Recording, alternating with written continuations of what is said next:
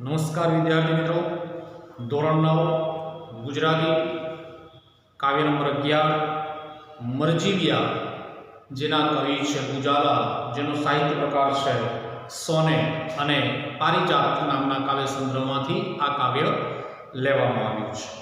अगाऊ आपणे थोड़ी प्रस्तावना, कवि परिचय, साहित्य प्रकारनो परिचय अने काव्य में कवि शू कहवा मांगे छे ते अंगेनो ख्याल मेळव्यो हतो। हवे आपणे काव्यने विगतवार समझवा तरफ जई रह्या छीए। तो कथावस्तु ज्यारे आपणे सांभळी त्यारे आपणे एक वातनो तो चोक्कस ख्याल आव्यो के कविए आ काव्यमां मरजीवियाना साहसने बिरदाव्युं छे, अभिनंदनने पात्र गण्युं छे। तो मरजीवियाना हૈયામાં રહેલા પેલા જે સદગુણો છે કયા? એક તો ઉત્સાહ, ધગશ, પછી બળ, હિંમત, દૃઢ નિશ્ચય, આવા સદગુણોનો ખ્યાલ આપીને આપણને પણ આપણા લક્ષ્યાંક તરફ આગળ વધવા માટે आवा सद्गुणों आपणामां पण होवा जरूरी छे एवो एक ख्याल अहीं आपणे आप्यो छे। साथे साथे लक्ष्यांक तरफ आगळ वधता जीवनमां आवता कोईपण प्रकारना जे संघर्षो छे, समस्याओ छे, मूंझवणो छे, एनाथी विचलित थया विना, निष्फळतानो डर राख्या विना आपणे आगळ वधवुं जोईए एवो ख्याल पण आ काव्यमांथी आपणने शीखवा समझवा मळे छे। तो काव्यने समझीए पहेला जे काव्य परिचय छे पुस्तकमां एने आपणे जोई लईशुं। जो के कथावस्तु स्वरूपे छे तो एना माटे आप सर्वेना हाथमां पुस्तक होवुं जरूरी छे। मित्रों, तमे तमारा हाथमां पुस्तक लेशो અને એ પુસ્તકમાં જે પરિચય આપેલો છે તે આપણે જોઈએ છીએ। તો આપ સર્વે પણ એને ધ્યાનથી જોશો। મરજીવિયા સોનેટ સ્વરૂપની કાવ્ય રચના છે। સોનેટ 14 પંક્તિનું છંદમાં લખાતું કાવ્ય સ્વરૂપ છે। હવે આ બધી વાત આપણે કવિ પરિચય અને સાહિત્ય પ્રકારના પરિચયમાં મેળવી ચૂક્યા છે કે 14 પંક્તિના કાવ્યને सोनेट कहवाय छे। महद अंशे सोनेट छंदोबद्ध होय छे। आ काव्य पृथ्वी छंदमां रचायुं छे एनो ख्याल पण आपणे अगाऊ मेळवी चूक्या छीए। तो समुद्रमा मोती लेवा माटे जती व्यक्तिओने मरजीविया कहवाय छे। एक व्यक्ति होय तो मरजीवो अने घणा बधा व्यक्तिओ होय तो एने मरजीविया कहेवाशे। એટલે અહીંયા કવિએ બહુવચન માં आ बाबत आपने समझावी है।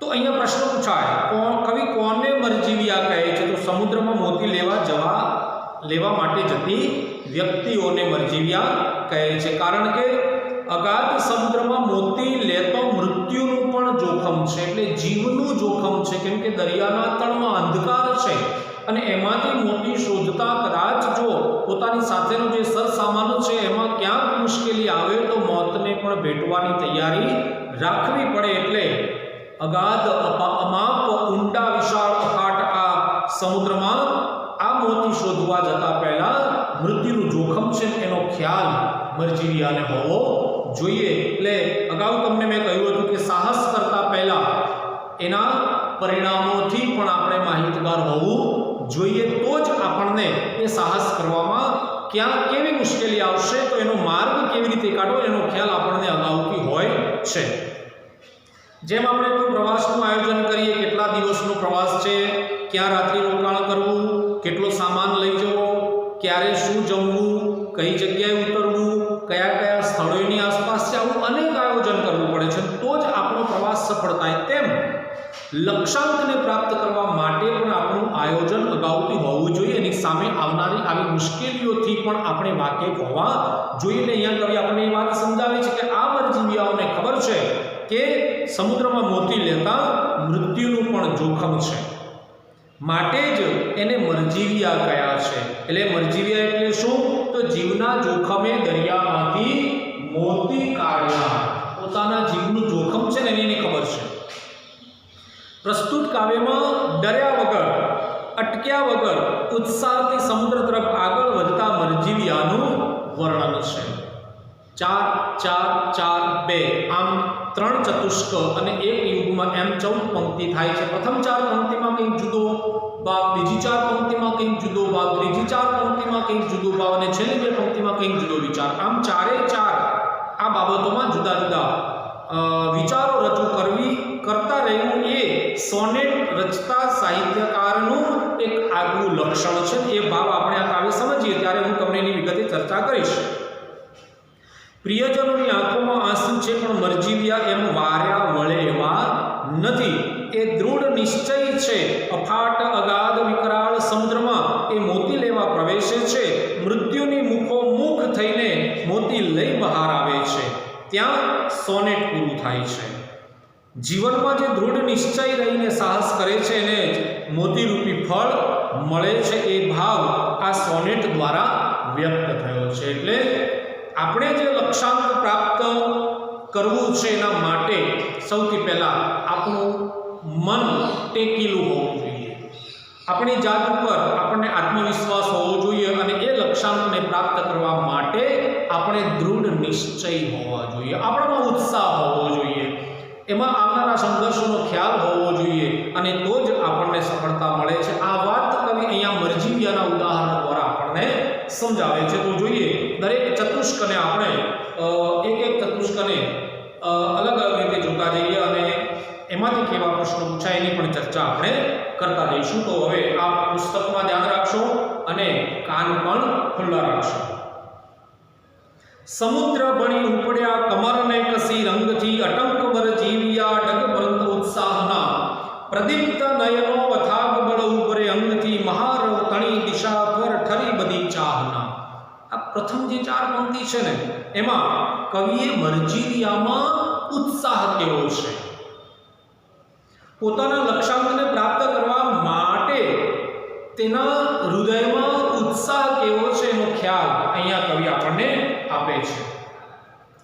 તો સમુદ્ર ભણી એટલે તરફ જો કેટલાક અપરિચિત શબ્દો એવું છે તો હું તમને થોડીક પહેલા વાત કરી લઉં કે ભણી એટલે તરફ, અટંક એટલે ટેકેલું, પ્રતિજ્ઞા લીધી જેને કહીએ આપણે, પ્રદીપ્ત એટલે સળગવું, તેજસ્વીતાની વાત છે. સળગવું એટલે બીજા કોઈ અર્થમાં નથી. રત્નાકાર એટલે સમુદ્ર, વૃથા એટલે નકામું, તળ એટલે તળિયું, ગહ્વર એટલે ગુફા, બકોલ, કોતર જેને કહીએ આપણે, બારવું એટલે અટકાવવું.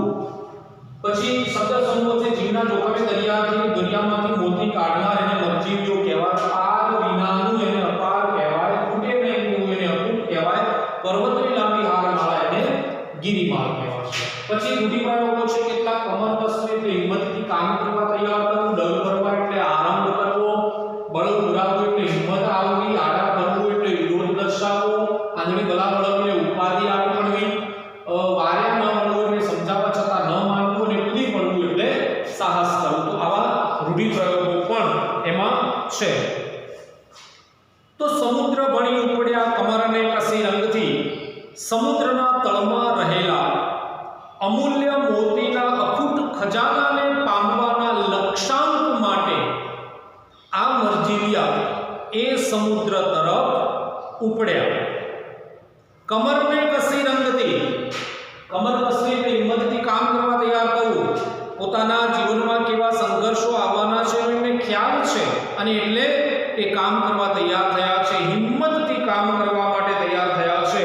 અને માટે આ અટંક મરજીવિયા ડગ ભરંત ઉત્સાહના, ટેકેલા મરજીવિયા પોતાના લક્ષ્યાંક તરફ હિંમતપૂર્વક કામ કરવા તૈયાર થયા છે અને ઉત્સાહથી ડગલા ભરતા સમુદ્ર તરફ ઉપડ્યા છે.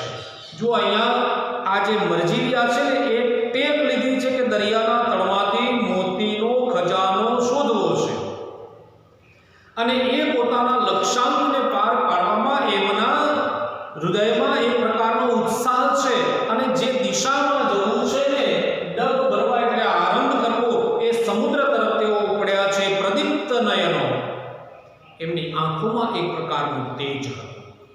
તેજસ્વીતા હતી, પોતાનું લક્ષ્યાંક કદાચ દરિયાના તળમાં મોતી ક્યાં પડ્યું છે એ કદાચ એમને અર્જુનને પેલા પંખીની આંખ દેખાતી હતી એમ કદાચ આ મરજીવિયાઓને પેલા મોતીનો ખજાનો દેખાતો હશે. પ્રદીપ્ત નયનો અથાગ બળ ઉભરે અંગથી, બળ ઉભરાવું એટલે હિંમત આવી એમના અંગે અંગમાં, જાણે કે જોમ, જુસ્સો, હિંમત, બળ, તાકાત ઉભરાઈ રહી છે. એમની આંખો એવી તેજસ્વી બની ગઈ છે અને વળી પાછું જેને કહીએ આપણે કે ડગ ભરંત ઉત્સાહના આનંદ છે, એમના ઉત્સાહમાં આનંદ ભરાયેલો છે, એમની આંખો તેજસ્વી છે, એમનામાં અંગે અંગમાં બળ ઉભરાઈ રહ્યું છે. અને આવા આ તેજસ્વી આંખો, ઉત્તેજિત આંખો, અંગોમાં અતિશય બળ ઉભરાતું હતું અને એવા આ મરજીવિયા ઉત્સાહપૂર્વક સમુદ્ર તરફ ઉપડ્યા. મહારવ તણી દિશા પર ઠરી બધી ચાહના.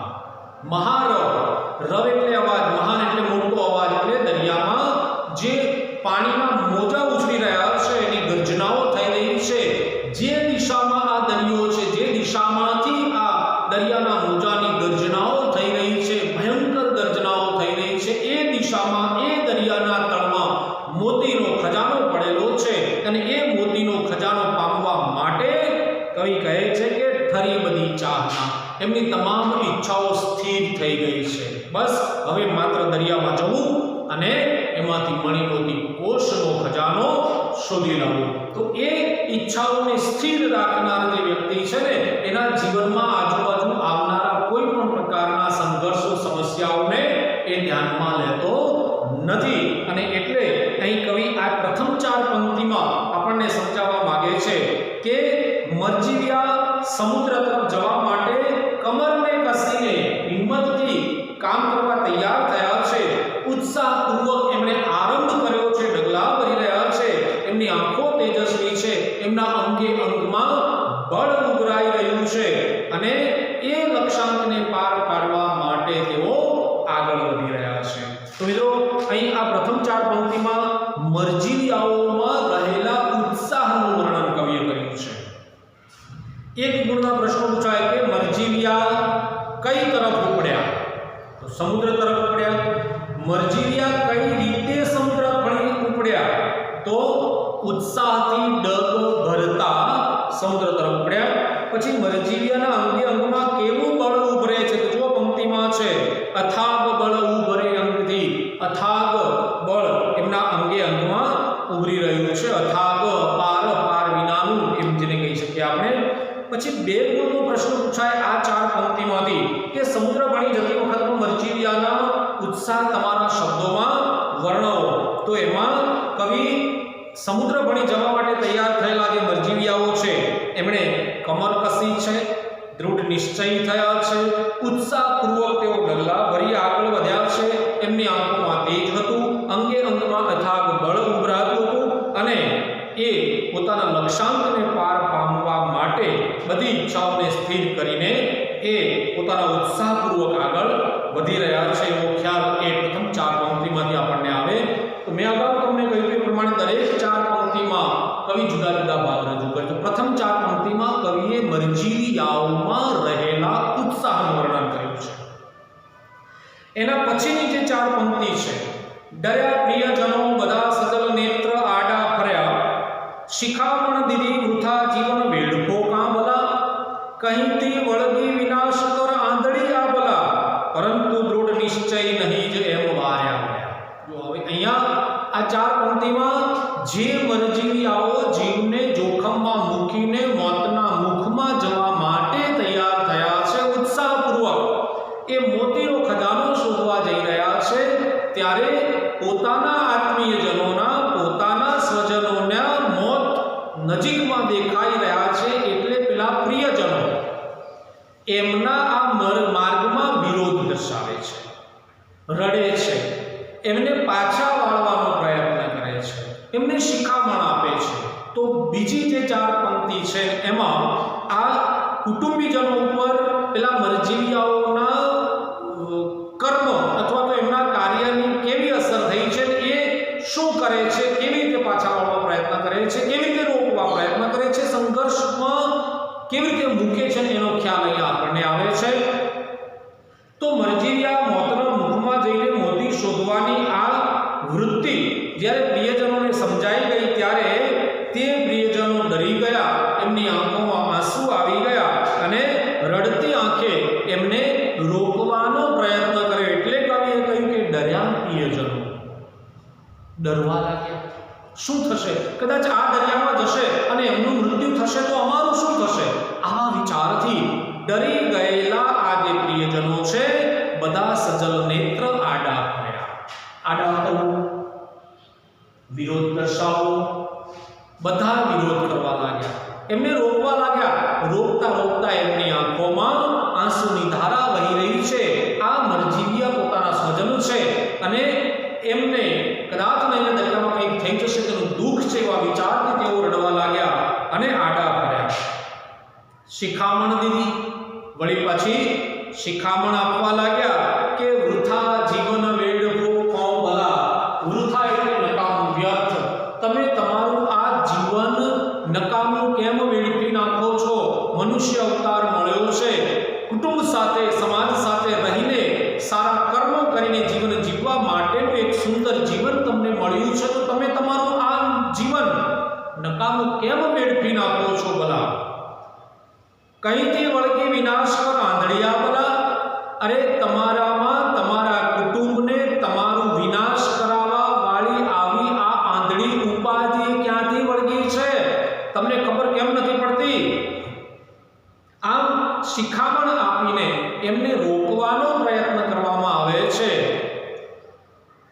એમને જેને કહીએ કે આપણે આત્મીયતા દર્શાવીને પોતાના મનનું દુઃખ વ્યક્ત કરીને આ પ્રિયજનો એમને પાછા વાળવાનો પ્રયત્ન કરે છે. પણ પરંતુ દૃઢ નિશ્ચય નહીં જ એમ વાર્યા વળ્યા. પરંતુ આ મરજીવિયાઓની ચાહના સ્થિર હતી. ગમે તેવા સંઘર્ષો આવે, કોઈ ગમે તેવું રોકે ટોકે તો પણ હવે તે પાછા વળવાના નથી.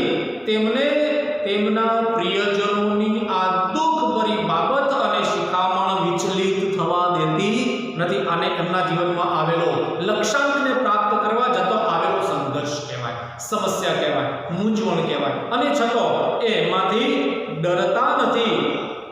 પરંતુ દૃઢ નિશ્ચય નહીં જ એમ માર્યા વળ્યા. અને એમ આ પ્રિયજનોના કહેવાથી પણ તેઓ પાછા વળતા નથી. એટલે કે મરજીવિયા એવા દૃઢ નિશ્ચય હતા કે પ્રિયજનોના સમજાવવા છતાં પણ તેઓ સમજ્યા નહીં અને સમુદ્ર તરફ ઉત્સાહપૂર્વક ઉપડ્યા.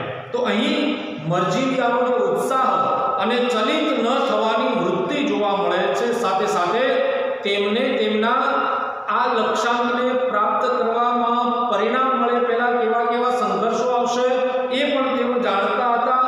અને મોતી શોધતા મોત મળે એવું પણ એ જાણતા હતા. આ પ્રિયજનો એમને કદાચ પાછા વાળશે એ પણ જાણતા હતા. છતાં પણ તેમનામાં દ્રઢ નિશ્ચય એવો હતો કે ગમે તે થાય પાછા વળવું નથી. આ મરજીવિયા કદાચ જાણતા હતા કે સિદ્ધિ તેને જયવરે જે પરસેવે નાય, કે સાહસ વિના સિદ્ધિ નથી. અને એમ તે આ પ્રિયજનોના વાર્યા વળતા નથી અને સમુદ્ર તરફ ઉપડે છે. તો બીજી જે ચાર પંક્તિ છે એમાં મરજીવિયાના ઉત્સાહને અટકાવવાનું કામ કરતી બાબતો, પ્રિયજનો દ્વારા રોકવાના પ્રયત્નો, શિખામણો આપવાની બાબતો મૂકીને એ પેલા મરજીવિયાના ટેકને, એના ઉત્સાહને, એના દ્રઢ નિશ્ચયને કોઈ રોકી શકે એમ નથી, એના મનને કોઈ વિચલિત કરી શકે એમ નથી. એ ભાવ આપણી સમક્ષ કવિએ રજૂ કર્યો છે. મિત્રો અહીંયા આ ચાર પંક્તિ આપણને શું સમજાવે છે? હું વિદ્યાર્થી તમને સમજાવું છું હવે કે તમે જ્યારે હાલ 9મા ધોરણમાં અભ્યાસ કરો છો, તમે મનમાં વિચારો છો મારે ભવિષ્યમાં શું બનવું છે, ને એ વખતે તમે તમારા લક્ષ્યાંકને પાર પાડવા માટે કદાચ પ્રયત્ન કરશો, પણ એ વખતે સમજો કે કેટલાક સંઘર્ષો આવે, સામાજિક પ્રસંગ આવે, કોઈકનું લગ્ન આવે, કોઈક વાર આવે, કોઈક તહેવાર આવે, ઉત્તરાયણ આવે, ટીવીમાં મેચ ચાલતી હોય, આ બધા આ જે સંઘર્ષો છે એને તમે તમારા મનને લક્ષ્યાંકમાંથી વિચલિત થવા ન દે તો તમે સફળ થાઓ. સમજો હવે તમારે તમારા લક્ષ્યાંકને પાર પાડવું છે તો આ બધી બાબતો તમને નિશ્ચય તમારામાં હોવો જોઈએ, ભાવ આ 4 પંક્તિમાંથી આપણને શીખવા મળે છે। તો એમાંથી એક ગુણના કેવા પ્રશ્નો પૂછાય કે કોની આંખોમાં આંસુ દેખાય છે? તો સજલ નેત્ર પ્રિયજનો, પ્રિયજનોની આંખોમાં આંસુ દેખાય છે। પ્રિયજનોએ મરજીવિયાને શી શિખામણ આપી? તો 2 શિખામણ આપી છે કે વૃથા જીવન વેડફો કાં ભલા, તમે તમારું આ જીવન નકામું કેમ વેડફી દો છો અને તમને આવી નકામી બલા ક્યાંથી વળગી? આ 2 શિખામણ એમને એમાંથી મળે છે। દ્રઢ નિશ્ચય મરજીવિયા કોના માર્યા વળ્યા નહીં? પ્રિયજનોના માર્યા વળ્યા નહીં। 2 ગુણનો પ્રશ્ન પૂછાય કે મરજીવિયાને પ્રિયજનોએ કઈ શિખામણ આપી? તો પેલી 2 શિખામણ તમારે એમાં લખવી પડે। તો મરજીવિયા જ્યારે મોતના મુખ તરફ જઈ રહ્યા હતા ત્યારે પ્રિયજનોએ કહ્યું કે તમે તમારું જીવન નકામું કેમ વેડફી રહ્યા છો? તમને આવી વિનાશકારી આંધળી બલા ક્યાંથી વળગી છે? આમ કહીને પ્રિયજનોએ સજલ નેત્રે રોકવાનો પ્રયત્ન કરતો જીવને જોખમમાં ન મૂકવાની શિખામણ આપી। તો બીજી 4 પંક્તિમાં કવિ જીવનમાં આવતા સંઘર્ષોથી કેવી રીતે વિચલિત ન થવું એ ખ્યાલ આપ્યો છે। પ્રથમ 4 પંક્તિમાં લક્ષ્યાંત તરફ જવાનો ઉત્સાહ કેવો છે તે, અને એના પછીની જે 4 પંક્તિ છે એમાં કેવા સાહસો તેઓ કરી રહ્યા છે, મરજીવિયામાં સાહસ કેવું છે તેનો ખ્યાલ આપ્યો છે। તો જોઈએ આપણે,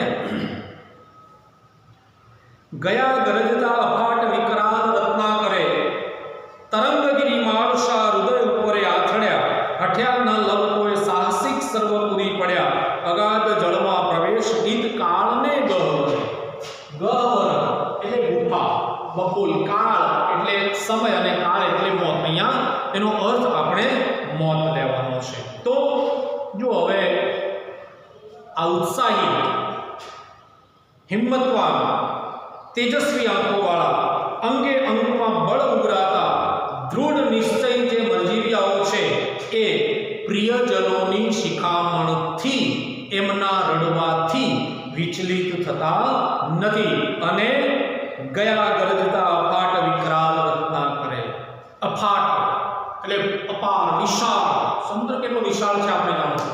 રત્નાકર એ સમુદ્રનું સમાનાર્થી શબ્દ છે। રત્ન ઉત્પન્ન કરનાર, સમુદ્ર, સિંધુ, સાગર, જલદી, ઉદદી, અરવણ, મહેરામણ આ બધા એના સમાનાર્થી શબ્દો છે। તો અફાટ ગર્જના કરતા વિકરાળ, ભયાનક, ભયંકર સમુદ્ર તરફ પ્રિયજનોની સલાહને ન માનીને, શિખામણની અવગણના કરીને, વિચલિત ન થઈને, હિંમત ન હારીને તેઓ આ ભયાનક સમુદ્ર તરફ તેઓ ઉપડ્યા। ગયા ગરજતા અફાટ વિકરાલ રત્નાકરે, અને એ દરિયા કિનારે જઈને પહોંચ્યા તો દરિયામાં મોટા મોટા મોજા ઉછળી રહ્યા હતા અને એ વિશાળ દરિયાનો ક્યાંય અંત દેખાતો નહોતો।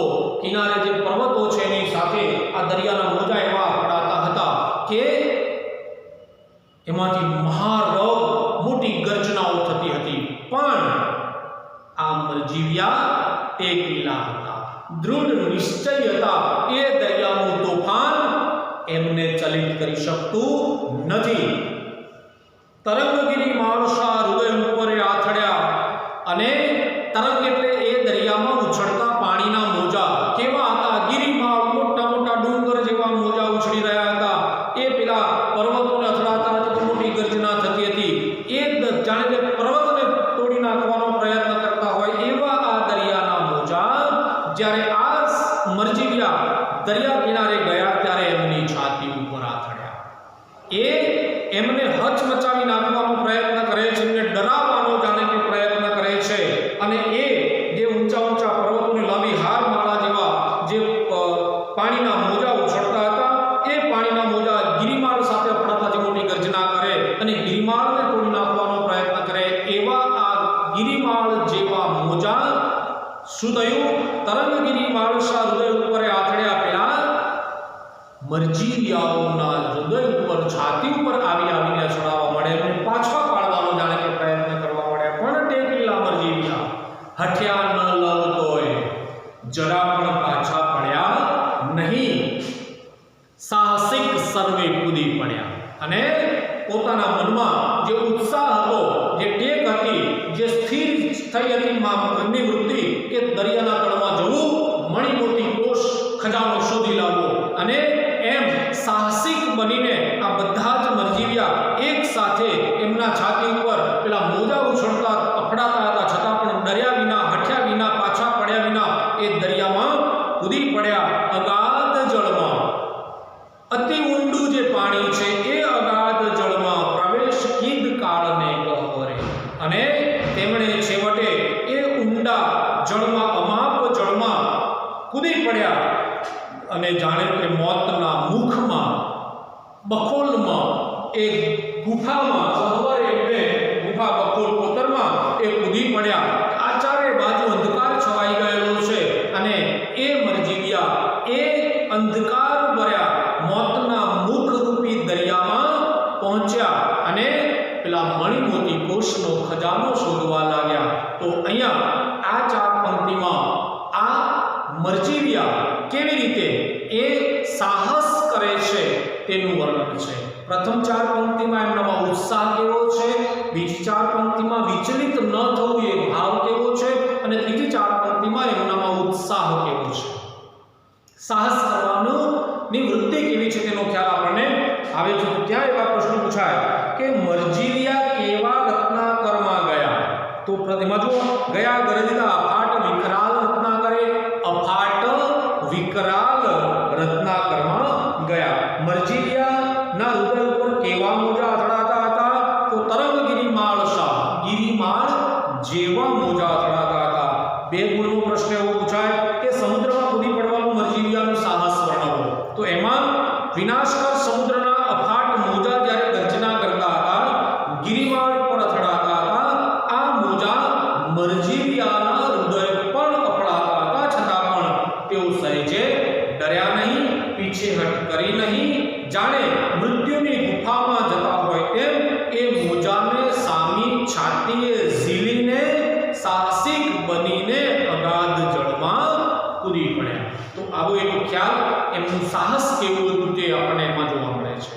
અને જે અગાઉ મેં તમને કહ્યું પેલા હરિવંશરાય બચ્ચનની પંક્તિ કે લહેરોं से डरकर नौका पार नहीं होती, कोशिश करने वालों की कभी हार नहीं होती. આ ભાવ આ છેલ્લી બે પંક્તિમાં કવિ આપણને સમજાવે છે કે કુંદ્યા મરણના તમોમય તળો અને પામ્યા.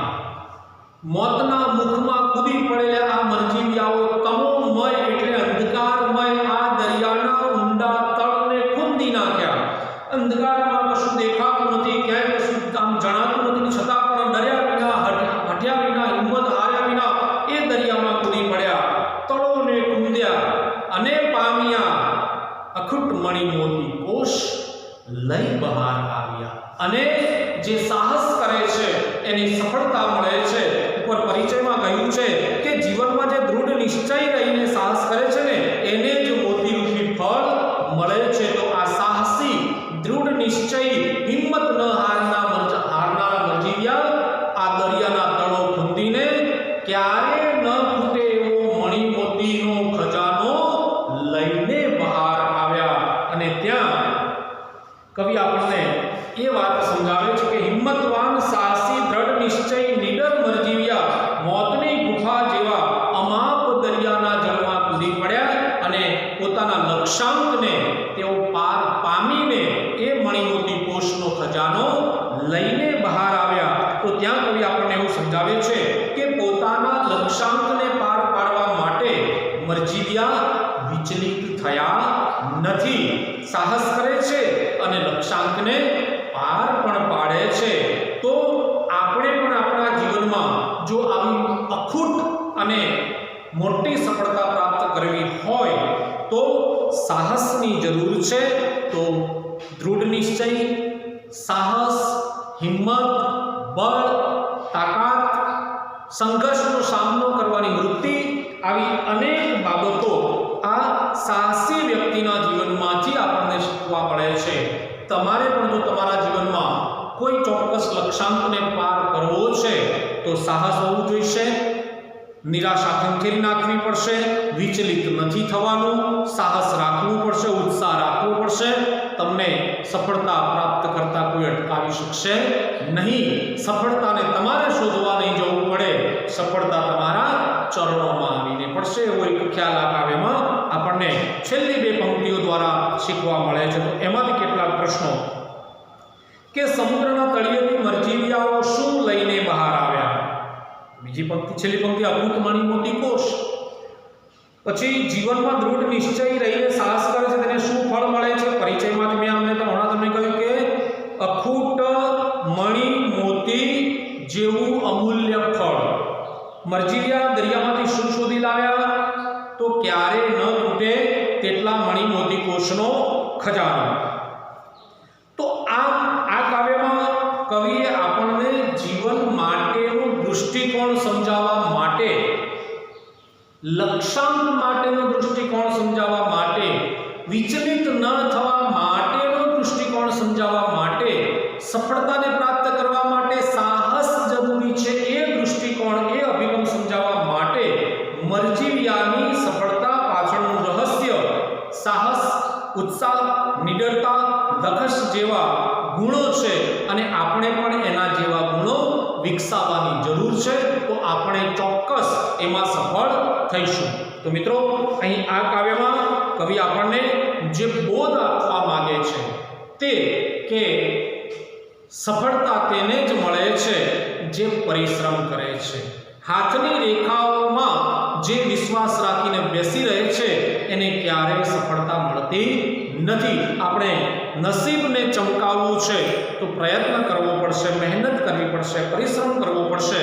અને એ વાત આ કાવ્યમાંથી આપણને જોવા મળે છે, શીખવા મળે છે. હું માનું છું કે આપને આ કાવ્ય સમજાયું હશે.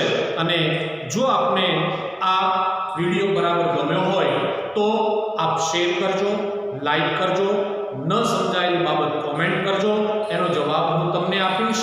અંતે વળી પાછી એ જ વાત કે 2 ગુણના અને 4 ગુણના પ્રશ્નો તમે એના જવાબ કેવી રીતે લખશો તો વધારે ગુણ તમને મળશે. તો વારંવાર એની એ જ વાત કે 2 ગુણના પ્રશ્નો તમે જ્યારે લખો છો ત્યારે પહેલાં 4 બાબતો, કાવ્યનું નામ, કવિનું નામ, સાહિત્ય પ્રકાર, સંદર્ભ પુસ્તક અને પછી એને 5-6 લીટીમાં સુંદર જવાબ રૂપે તમે લખજો. 4 ગુણનો પ્રશ્ન જ્યારે તમારે પરીક્ષામાં પૂછાય છે ત્યારે એમાં પહેલાં 4 બાબતો લખજો, પછી વિશેષ ફરજિયાત લખજો અને ફકરા પાડીને અંતે ઉપસંહાર પણ લખજો. તો તમને ચોક્કસ સારા ગુણ મળશે. અહીં આપણે આ કાવ્યને અહીં પૂર્ણ કરીએ છીએ અને હું આશા રાખું કે તમને આ કાવ્ય સમજાયું હશે. માત્ર પરીક્ષાલક્ષી જ નહીં, જીવનલક્ષી પણ તમારા લક્ષ્યાંકને પાર પાડવામાં, તમારું લક્ષ્યાંક નક્કી કરવામાં, સંઘર્ષોનો સામનો કરવાની શક્તિ પ્રદાન કરવામાં આ કાવ્ય તમને અચૂક મદદરૂપ થશે. ધન્યવાદ.